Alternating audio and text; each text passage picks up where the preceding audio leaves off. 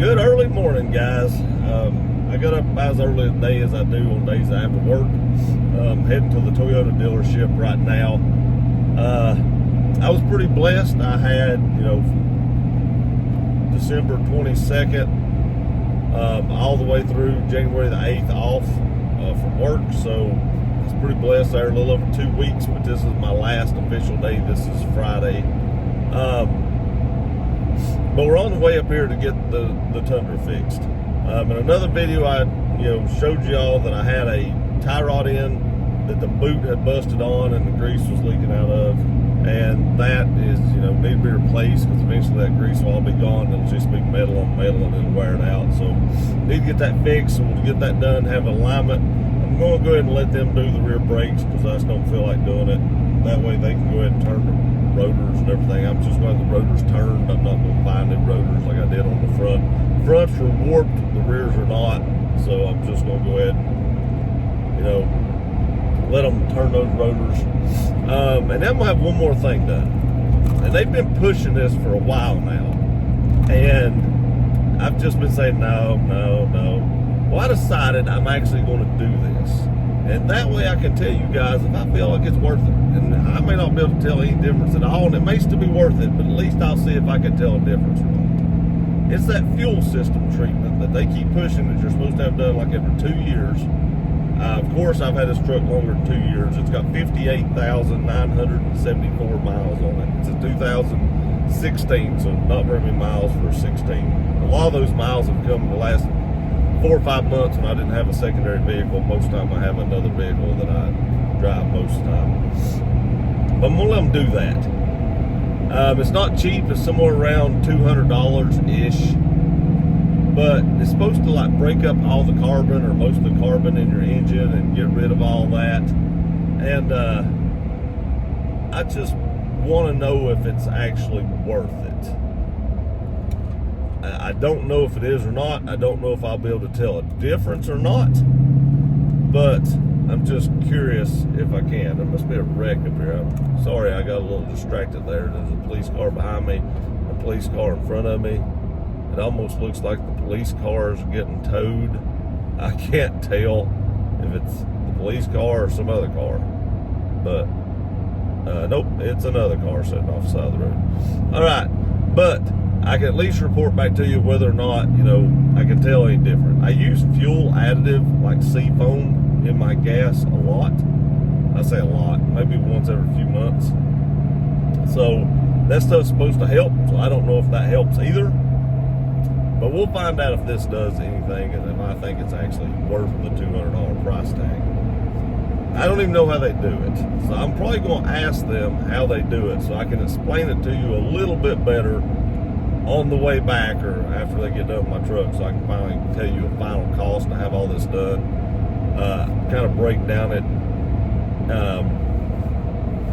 piece by piece, and hopefully give you a little more information on this. But for now, I'm gonna go up here and I got some work to do that I'm gonna work on while they do it, because I'm sure this thing's gonna be here for 4 or 5 hours probably. You know how fast they get at it. So I'm probably gonna be up here quite a while, so I brought some stuff with me I could work on and see if I can get all that done. But anyway, it'll be just a second for you guys and it'll be hours for me, but I'll see you in your second. Whoo! That's a big number. All right, so just got out. It took 6 hours, pretty much right on the dot, from the time I walked in to the time I walked out. I got there somewhere around 8:30, left somewhere around 2:30, I think it was. So it was right at 6 hours. That was a long time. I had plenty of time to work on my work stuff though. Got that complete. Good to go there. Don't have to worry about that this weekend. Just kick back and relax on my last couple of days off here. But this was big. So let me remind you again what I had done. I had the rear brakes done and I was just gonna have them turn the rotors, but it had some rust on the inside of the rotors. They were a little afraid to turn it. They said they still could probably do it, it just might not be quite. That squeaky brakes drives me insane. So I said, just go ahead and replace them. That's where the cost difference comes from. It was like $386 for rotors. I had the tie rod end replaced, the outer tie rod end on the driver's side, had an alignment done, and then I had the fuel treatment thing done that they do. And the guy had an interesting way of describing that, and it kind of makes sense when he did it. He said, you brush your teeth in between going to the dentist, but you still need to go to the dentist to get that deeper clean. He said, this kind of works the same way. Because I said, I usually run like, seafoam or something in my gas periodically. He was like, this kind of works the same way. He said, you can use the seafoam, and it's good to do that, or whatever you want to use. He told me something else to use, and I can't remember what it is. RB44. It was something. I can't remember what it is. But he said, use that, because that's the best stuff they found there to use. And he said, then come in here and get your deep clean. And the way he described that was they inject something into the top of your engine, I guess, and they run it to get all the carbon off on the top, and it blows it out the exhaust. I'm assuming that's kind of like putting seafoam in the top of your engine from what I've seen on videos. I've never done that. But then they clean your throttle body, and then they put some kind of stronger fuel additive in your gas, from what I understand. And then that runs that through it as you drive the vehicle. And that's your dentist deep clean. So it kind of makes sense. I will say this. My truck has, 59,002 miles on it now. It's just rolled over 59,000 miles, fixing it to make 60. So on under like a low load, like if I was at a low RPM and I wasn't giving it enough gas to downshift, and I was just keeping it underneath like a load, like pulling out of a red light and just not giving enough gas to just kick it out from underneath everybody, I could notice every once in a while I get just a little hesitation. And I no longer feel that. And I've driven it, I don't know, several miles now. I've driven it probably 15-ish miles. So I've definitely driven it long enough in traffic to actually have it done that. And it's not done it yet. So I feel like that may have fixed that. Now that wasn't cheap. It was like $190 some, 193 or something plus tax. Basically $200 to have that done. But I do actually feel like my truck is running better. I don't think that's a placebo effect, because I know it had that little hesitation. Like I'm going up a hill right now, and it would normally have just a little bit because I'm not giving enough gas for the downshift, and it's not doing it. So I know it's not a placebo effect, so I feel that actually might be worth the $200. And there's probably a way to do that at home for a lot cheaper, but I think that actually works. The tie rod end was like $200 and some installed. And the odd thing is, because they gave me the option to go with an aftermarket tie rod end or an OEM one. I went with the OEM one because the outer one is only like $15 or $20 more expensive for the OEM one. But if you have to do the inner tie rods, the inner OEM tie rod is like $400 and some. The aftermarket one is like $90 some. So even Toyota recommended going with the aftermarket on that. They were like, this is crazy. We don't know why there's that big a discrepancy between those two numbers. But if you have to do the inner one, go the cheaper route. So I didn't have to have an inner one, but if I would have, I'd have probably took their advice and went with the aftermarket, on that, and not have paid the $500 basically after taxes for the inner one. But thank God that one wasn't bad. So the outer tie rod with, it was like $100 for the tie rod and almost $100 to install it, plus tax and all that. And then I had to have an alignment, which was like $150. I'm not sure why that was the case. I went ahead and let them do that. I'm sure they did like a a 4-wheel alignment. But really and truly, I had an alignment a few months ago when I bought these tires.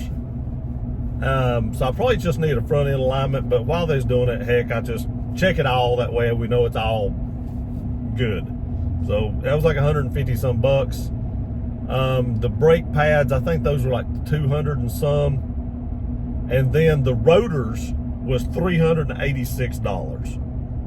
I was expecting to be in there at about $1,000 to $1,100 out the door, and it was $1,418.88. That's a big bill. But my truck is done. There's still a few things I probably need to have done, like the antifreeze, the brake fluid, and probably the transmission fluid. I mean, I've only got 59,000 miles on it, but I think Toyota recommends you have your transmission done at under 90,000 miles and 7 or 8 years. So I'm up on the years. So I do like to keep my transmission fluid and filter changed, because that's a big expense. Now, my truck does have a lifetime warranty on the drivetrain, but I still don't want to be in the middle of like going to Florida on 95 and my truck break down. That'd suck. So I do try to maintain stuff like that the best I can. So I'll probably have that done coming up. But I think I'm pretty much caught up on everything except maybe the antifreeze and the brake fluid. And I'm glad I didn't have that done today, because I didn't want to stay there 9 or 10 hours. But I'll have that done at a later date. But everything is up to date and good for the most part now.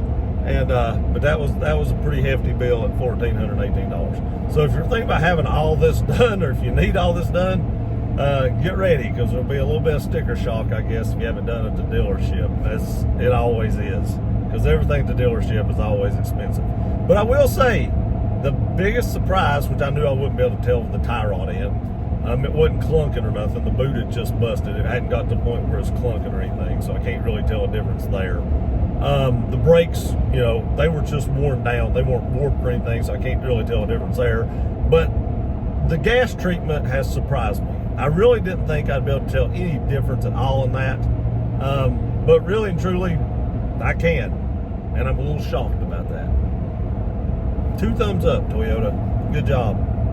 Maybe it is actually a little bit better than like Seafoam, because Seafoam didn't, do anything to that little bit of a hesitation I had under a slight load. So there is something to that, I guess. The dentist worked.